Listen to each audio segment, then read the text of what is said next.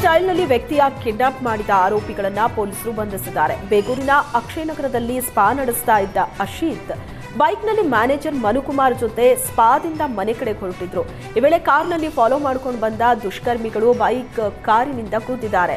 ಬೈಕ್ನಿಂದ ಕೆಳಗಡೆ ಬೀಳ್ತಾ ಇದ್ದಂತೆ ಅಶೀತ್ ಮೇಲೆ ಹಲ್ಲೆ ನಡೆಸಿದ್ದಾರೆ. ಈ ವೇಳೆ ಮ್ಯಾನೇಜರ್ ಮನುಕುಮಾರ್ ದುಷ್ಕರ್ಮಿಗಳಿಂದ ತಪ್ಪಿಸಿಕೊಂಡು ಪರಾರಿಯಾಗಿದ್ದಾರೆ. ಕೂಡಲೇ ಅಲರ್ಟ್ ಆದ ಪೊಲೀಸರು ಲೊಕೇಶನ್ ಟ್ರ್ಯಾಕ್ ಮಾಡಿ ಅಶೀತ್ನನ್ನ ರಕ್ಷಿಸಿದ್ರು. ಇದೀಗ ಪ್ರಕರಣ ಸಂಬಂಧ ಮಂಜುನಾಥ್, ಪ್ರಜ್ವಲ್, ಅಕ್ಷಯ್ನನ್ನ ಬಂಧಿಸಿದ್ದಾರೆ.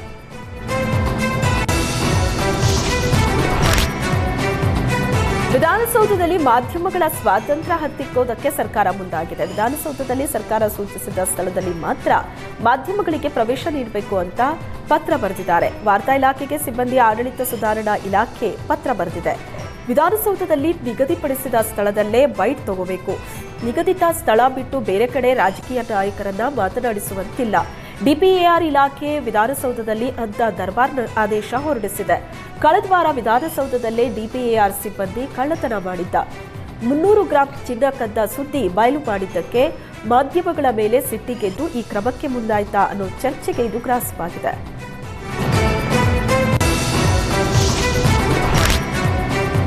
ನಾಳೆ ಬೆಂಗಳೂರಿನಲ್ಲಿ ಸಾರಿಗೆ ನೌಕರರು ವಿವಿಧ ಬೇಡಿಕೆ ಈಡೇರಿಕೆಗೆ ಆಗ್ರಹಿಸಿ ಬೆಂಗಳೂರು ಚಲೋ ಕೈಗೊಂಡಿದ್ದಾರೆ.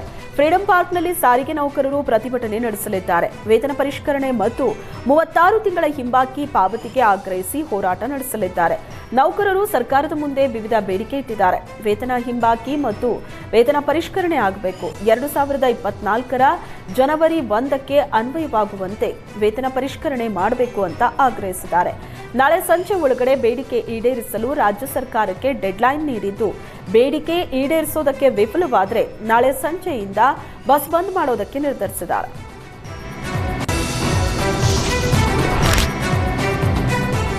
ಸಾರಿಗೆ ನೌಕರರ ಪ್ರತಿಭಟನೆಗೆ ರಾಜ್ಯ ಸರ್ಕಾರ ರೆಡ್ ಸಿಗ್ನಲ್ ಕೊಟ್ಟಿದೆ. ಪ್ರತಿಭಟನೆಯಲ್ಲಿ ಭಾಗಿಯಾದರೆ ಎಸ್ಮಾ ಕಾನೂನಿನಡಿ ಕ್ರಮ ತೆಗೆದುಕೊಳ್ಳೋ ಎಚ್ಚರಿಕೆ ನೀಡಿದೆ. ಯಾವುದೇ ಕಾರಣಕ್ಕೂ ಬೆಂಗಳೂರು ಚಲೋದಲ್ಲಿ ಭಾಗಿಯಾಗಬಾರದು. 4 ಸಾರಿಗೆ ನಿಗಮಗಳಿಂದ ಪ್ರತಿಭಟನೆಯಲ್ಲಿ ಭಾಗಿಯಾಗದಂತೆ ಎಚ್ಚರಿಕೆ ನೀಡಲಾಗಿದೆ. ಕೆಲಸಕ್ಕೆ ಬರದೇ ಇದ್ರೆ ಸಂಬಳ ಕೊಡಲ್ಲ ಅಂತ ಸಾರಿಗೆ ನೌಕರರಿಗೆ ಎಚ್ಚರಿಕೆ ನೀಡಿದ್ದಾರೆ. ಹೀಗಾಗಿ ಪ್ರತಿಭಟನೆಗೆ ಸಾರಿಗೆ ಸಿಬ್ಬಂದಿ ಮಿಶ್ರ ಪ್ರತಿಕ್ರಿಯೆ ಬಂದಿದ್ದು, ಎಸ್ಮಾ ಭಯದಿಂದ ಪ್ರತಿಭಟನೆಗೆ ಹಾಜರಾಗುವ ಬಗ್ಗೆ ನಿರ್ಧರಿಸಿಲ್ಲ ಅಂತ ನೌಕರರು ಹೇಳುತ್ತಿದ್ದಾರೆ. ಜೊತೆಗೆ ಸರ್ಕಾರ ನಮಗೆ ಮಾತು ಕೊಟ್ಟಂತೆ ನಡ್ಕೋಬೇಕು ಅಂತ ಆಗ್ರಹಿಸಿದ್ದಾರೆ. ನಮ್ಮದು ಸಾರಿಗೆ ನೌಕರಿಗೆ ಸಮಾನ ವೇತನ ಆಗಬೇಕು ಅಂತ ಸರ್ಕಾರ ಪ್ರಣಾಳಿಕೆಯಲ್ಲಿ ಬಿಡುಗಡೆ ಮಾಡಿದೆ. ಮೊದಲು ಅದನ್ನು ಬಿಡುಗಡೆ ಮಾಡಿದ್ದು ಮಾತು ಕೊಟ್ಟಂಗೆ ನುಡಿದಂತೆ ನಡೆಯುವ ಸರ್ಕಾರ ಇದು.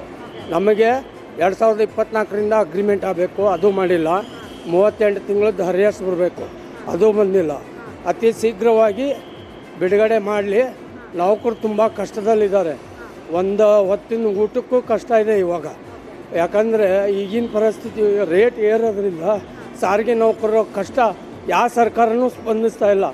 ಹೊಟ್ಟೆಗೆ ಅನ್ನ ಕೇಳಿದರೆ ಇರೋ ಅನ್ನ ಕಸ್ಕೊಂಡು 2,500 ಜನನ 2021 ಮುಷ್ಕರದಲ್ಲಿ ಎಲ್ಲರನ್ನೂ ವಜಾ ಮಾಡಿ ಅವ್ರ